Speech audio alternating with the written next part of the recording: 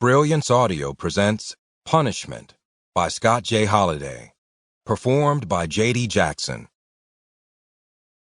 Detroit homicide detective John Barnes sat in an unmarked sedan, squeezing a fifth of bourbon by the neck. He stared through the windshield at the closed gas station where his vehicle was parked. It was dark outside. The food mart was full of shadowy shapes, outlined by the glow from the pop coolers and coffee machines. The open sign, just inside the plate glass, was a formation of dead bulbs. Barnes closed his eyes. He dropped his forehead to the steering wheel and rubbed a hand over his scalp, now bristling with a few days' growth. The cooling engine clicked and hissed. An uninvited vision came to the detective then. A Vitruvian Man test pattern, overlaid with the words, "Please stand by." The test pattern was reminiscent of an old television station experiencing technical difficulties, but instead of an Indian head, there was Da Vinci's ideal form. He heard a female voice from inside his mind. "Prepare for transmission." Barnes chuckled, flipped the door handle, and stumbled out of the car, catching the frame to stop his fall. The bourbon in his guts sloshed in time with what remained in the fifth. He wore a leather jacket over a button-down shirt and tie, a shoulder holster containing a .45 caliber Glock, black pants, and black boots. His badge hung from a chain around his neck. It rested heavily against his chest bone.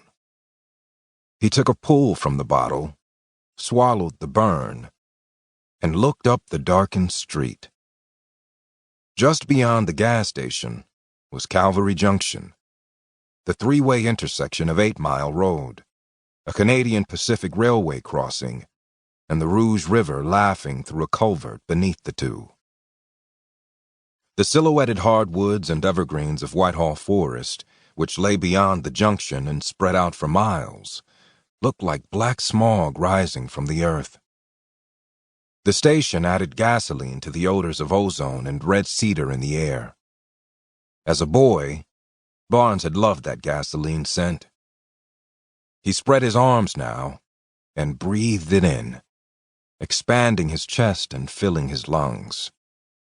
The candy-striped barrier arms at the railroad crossing stood straight up. They swayed in the wind like the jousting poles of medieval knights, frozen in near confrontation. A few feet down the tracks, 3 short white crosses stood in a semicircle, the middle one slightly taller and set back from the other 2. Their bases were littered with decaying flowers, their perpendicular arms tattooed with the names of the dead. The roadside crosses memorialized those lost at the junction over the years, some by car, some by train, a few by water. Their formation gave the intersection its de facto name. The junction had once been home to temporary tripod wreaths and crosses in all directions, but the city had removed them and set up these 3 permanent memorials, declaring them sufficient. People now used magic markers to commemorate their loved ones in list format. Barnes tossed his bottle toward the crosses. It landed with a pop and shattered at their feet. He stood still until he smelled the spilled bourbon wafting back toward him, until the river's laughter was drowned out by a sound like rising wind. The train. The asphalt beneath Barnes's feet began to shiver. He pulled a rubber coin purse from his jacket pocket. There was a Batman logo on the purse's outside, 6 quarters inside. It was the kind of purse you could squeeze and its mouth would open like a gasping fish, the kind preferred by kids and old men. Barnes hefted the purse as though testing its weight. He clenched it inside a fist as the railroad crossing came alive. A bell sounded like someone hammering steel. Ding, ding, ding, ding, ding, ding, ding. Red lights blinked,